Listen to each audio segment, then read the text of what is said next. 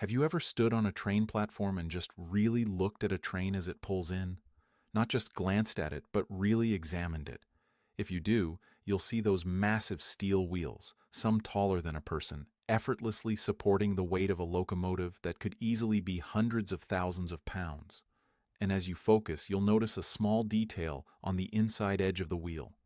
A lip, a rim of metal that sticks out. This is what engineers call a flange. Now, if you ask anyone walking down the street, or even some of the brightest physics students, a simple question like, how do trains stay on the track? Why don't they just slip off? Without fail, most people will point to that flange. It seems like an obvious answer, right? The flange catches the side of the rail and keeps the train from falling off. It makes perfect sense. You can see it with your own eyes. The flange works like a bumper in a bowling alley. But here's the thing. I'm about to tell you something that might make you question everything you know about this. It's an example of what I call confident ignorance. Because in reality, if the train relied on the flange to stay on the track during normal operation, the train would actually tear itself apart. In fact, under typical conditions, that flange almost never touches the rail. The thing you think is doing all the work, it's sitting there, doing nothing at all, most of the time. The real answer is hidden in plain sight, and it's going to break your intuition. Before we go down that rabbit hole and completely break reality, make sure to hit that subscribe button. What we're about to explore isn't just physics. It's about how the world actually works behind the curtain. Now let's do a little thought experiment. Right where you are, I want you to rub your hands together. Really feel it. You'll feel warmth building up. That heat you feel? That's friction. Now let's think about what's really going on at a microscopic level. The atoms in your left hand are smashing into the atoms in your right hand. Their electron clouds are repelling each other. They get snagged. They snap back. And all that motion, those jiggling atoms, create heat. Now, think about this. Imagine that you've got 100,000 pounds of solid steel moving at 80 miles an hour, and it's forcing the edge of that steel flange to slam against the steel rail. What happens? The friction would be catastrophic. The atoms would jolt and vibrate so violently that the metal would scream, sparks would fly, and within weeks, both the rail and the wheel would be ground to pieces.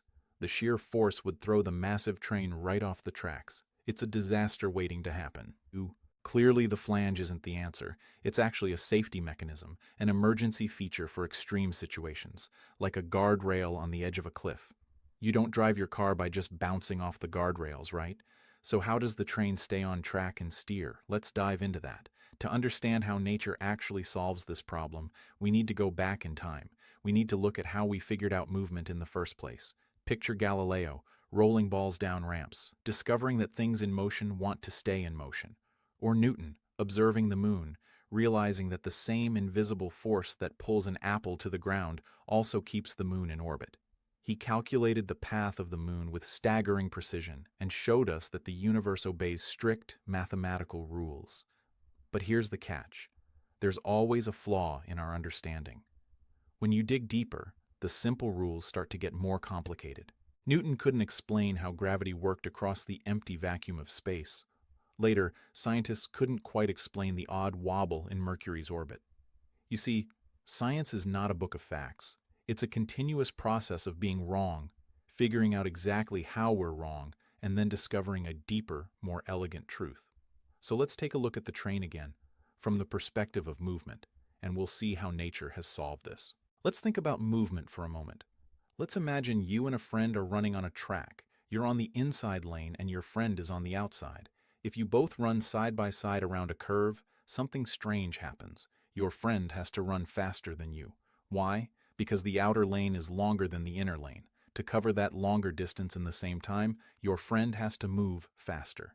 This is a basic rule of geometry. It's simple, right? But now let's apply this idea to vehicles, like your car. When your car turns a corner, the wheels on the outside need to rotate faster than the wheels on the inside. If both wheels were locked together, one of them would start to skid, dragging against the road, squealing and wearing out the tires. This is where engineers step in. They've created an elegant solution to this problem, the differential. The differential is a mechanical device with a set of gears, and it allows the wheels to spin at different speeds while still getting power from the engine. This system lets the outside wheels move faster, while the inside wheels move slower, allowing for smooth turns. So why don't trains just use a differential? Seems like an obvious solution, right? Well, the reality of physics brings us back down to Earth. A car might weigh around 3,000 or 4,000 pounds. A locomotive, on the other hand, weighs hundreds of thousands of pounds. A fully loaded freight train can weigh millions of pounds.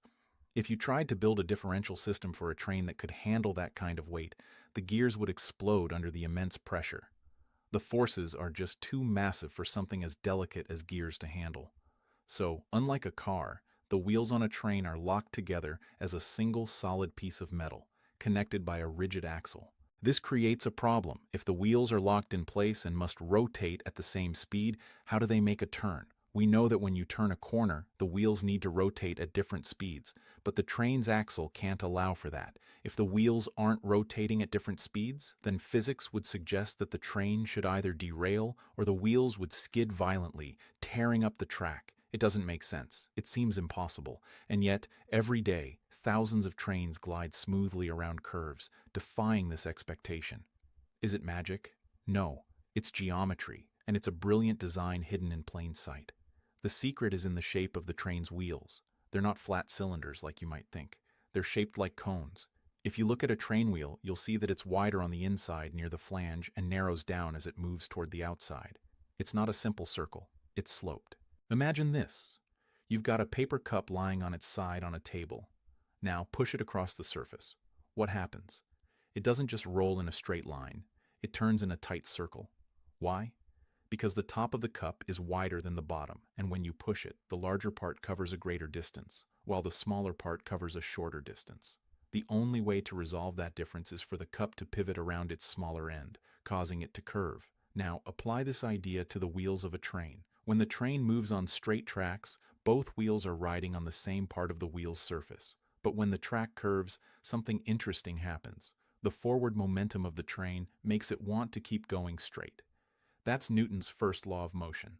Objects in motion tend to stay in motion in a straight line. So the whole train, including the axle and wheels, shifts slightly toward the outer side of the curve. This is where the geometry comes into play. As the axle shifts, the right outer wheel moves onto a wider part of the cone, and the left inner wheel moves onto a narrower part. The wheels are still turning at the same rate, but now the outer wheel has to cover a longer distance than the inner wheel. The difference in distance is due to the conical shape of the wheels. In effect, the train is steering itself through the curve. It's using the geometry of the wheels to naturally guide it along the track, with no need for any complex mechanical parts. The flange is almost never involved in this process. It's just there for emergencies, in case the train starts to derail. When the track straightens out again, the axle naturally shifts back to the center, finding its balance. It's a simple, elegant, self-correcting system that works without gears, computers, or hydraulics. It's geometry and motion working together in perfect harmony. But here's where it gets even more fascinating. There's a side effect to this self-correcting system that happens even when the track is perfectly straight. If you've ever ridden on a train, you've probably noticed that the ride is never perfectly still. You might feel a subtle back and forth sway, almost like the train is gently shifting side to side. This phenomenon is called clinging oscillation. It's named after an engineer who described it in the 1880s. Now, you might be wondering why the train moves like this. To understand, think about how the axle shifts and centers itself in the wheel. When the train's axle reaches the center of the wheel's conical shape, it has momentum. The axle doesn't just stop there, it overshoots a little, pushing the axle and wheels slightly to one side. This causes the left wheel to become slightly larger and the right wheel to become slightly smaller. But because the axle has momentum, it starts to correct itself, pushing back in the opposite direction. The wheels swap roles again, with the left wheel becoming smaller and the right one becoming larger. This is the oscillation, the constant back and forth, left and right adjustment. The train is hunting for the center, swinging from one side to the other in a regular rhythm. The result is a smooth, sine wave-like motion. The wheels don't stay perfectly aligned. They track this continuous wave pattern, just like a pendulum swinging back and forth, turning kinetic energy into potential energy and back again. It's remarkable to think about. A 10 million pound freight train, something that seems so massive and unyielding, is actually following this mathematical curve that's seen in so many other systems in nature. This curve, the sine wave, is the same curve that governs the motion of a pendulum, the vibrations of an atom, and the way light waves travel through the air. The train's motion follows the same principle that governs the oscillation of the universe itself. When you start to recognize this, you can't help but feel a sense of awe. It's as if nature, in all its complexity, always finds a way to apply the simplest and most efficient solution to any problem. We built these heavy machines out of iron and fire, thinking we were forcing nature to submit to our will. But in reality, we were just aligning our understanding with nature's existing, elegant laws. We were using geometry to make the train behave without needing complex mechanical parts or brute force. Now, let's think about how we humans see the world. We tend to look at things like the flange on a train wheel and assume we've got it all figured out. It's an obvious mechanism, right? The flange keeps the train from derailing, but in reality, that flange isn't doing much during normal operation.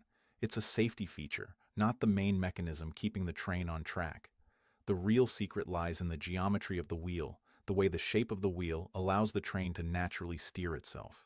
It's a lesson in humility. Nature doesn't need to rely on the obvious, the noisy, or the complicated. It works in subtle ways, hidden in plain sight. If you take a moment to look at the world through this lens, you start to see it differently. You realize how much we take for granted, how much we assume we understand, simply because we've built a story in our heads. The flange, the thing you thought was crucial to keeping the train on track, is only a small part of the story. The real story is far more beautiful, and it's all about understanding the forces and geometry that make the world work. The simple elegance of nature, once you really see it, is staggering. This realization goes far beyond just understanding trains. Think about your own body, for example. We touch things every day, but if you look closely enough, you'll realize that the sensation of touch is a result of invisible forces. The electrons in your skin are repelling the electrons in the things you touch, creating a force field of sorts, and that's what you experience as touch. When you think about it this way, it's as though we're floating above the ground, suspended on a cushion of electromagnetic forces. Every touch, every sensation is a delicate dance of invisible fields at work.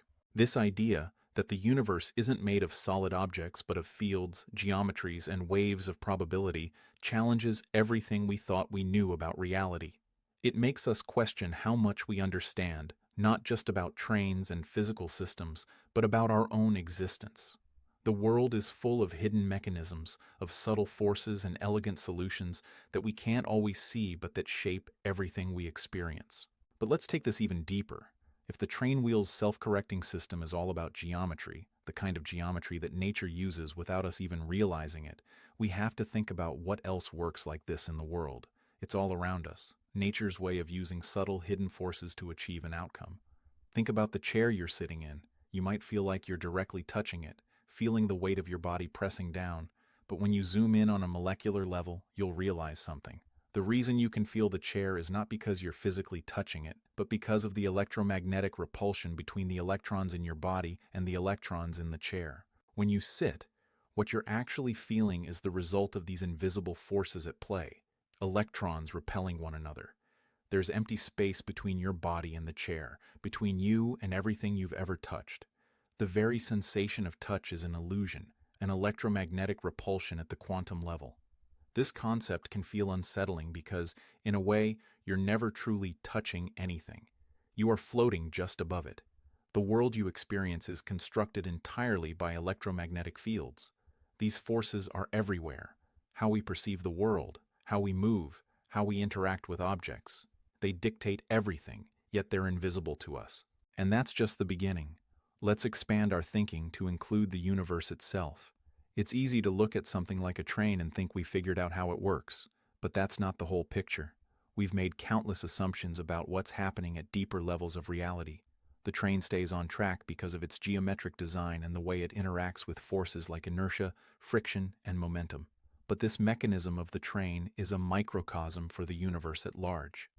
The universe, when we zoom out, behaves in a similar way, though we often miss it because we're caught up in the obvious, the things right in front of us. We want to break things down into simple, solid ideas. We want answers. We like looking at the flange of a train wheel and saying, "That's it. That's the reason it doesn't derail. But in truth, that flange is just a tiny part of the story. The real reason trains stay on track is in the invisible geometry of the wheel.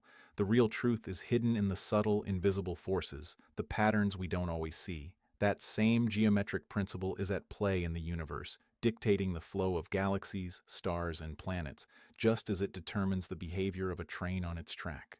We humans are always searching for the most efficient way to solve a problem, often using brute force, but nature doesn't do that. Nature finds the most elegant solution to any problem, something that requires little energy but produces maximum results. Think about how a train's self-correcting system works. There's no need for complex gears or delicate machinery to create motion. The train doesn't need a sophisticated mechanical system to steer. Instead, it simply uses its shape and momentum, the very things nature has provided, to stay on course. When we step back and look at the bigger picture, it's humbling. It's easy to think we have everything figured out because we've built machines that work. But in truth, we're just tapping into nature's already established methods. The train wheels, the flanges, the forces of physics, they're all part of a much larger cosmic puzzle that we are only beginning to understand. These systems work because they are part of the same elegant fabric of the universe. They all adhere to the same laws of geometry and motion, even if we don't always recognize them. So next time you're riding a train, take a moment to think about how it works. Don't just look at the flange or the surface level of the problem. Look deeper. Realize that the simple motion of the train, the way it glides effortlessly along the tracks, is the result of an elegant interplay of forces, shapes, and geometry. It's nature's solution to a problem, one that we stumbled upon after much trial and error, but one that's been there all along. The real mechanics of the universe aren't as clumsy or loud as we imagine.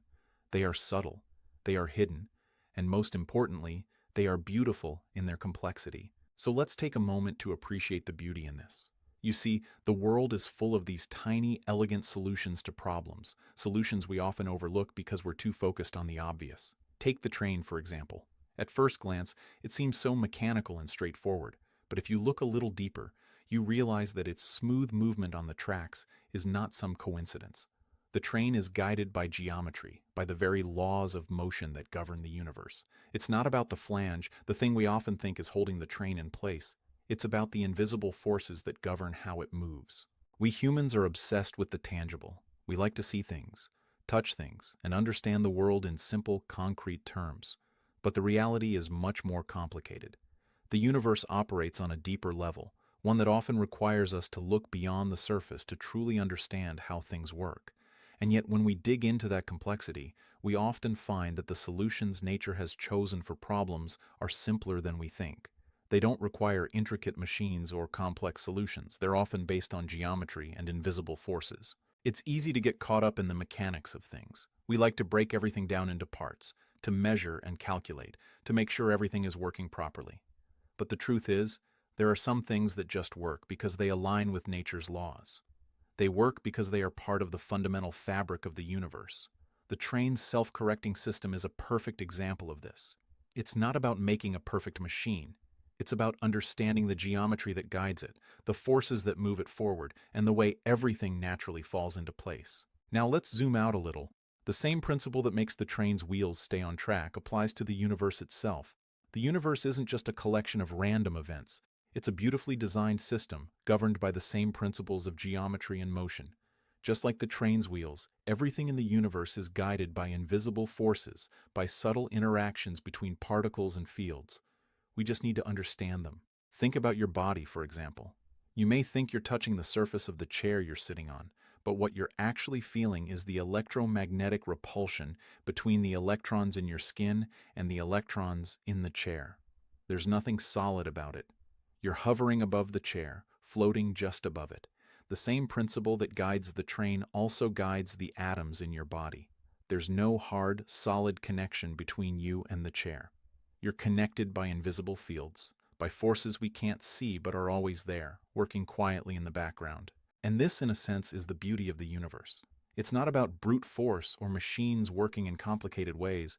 It's about understanding the geometry of the universe and the invisible forces that hold everything together. Nature doesn't waste energy. It finds the simplest solution to every problem.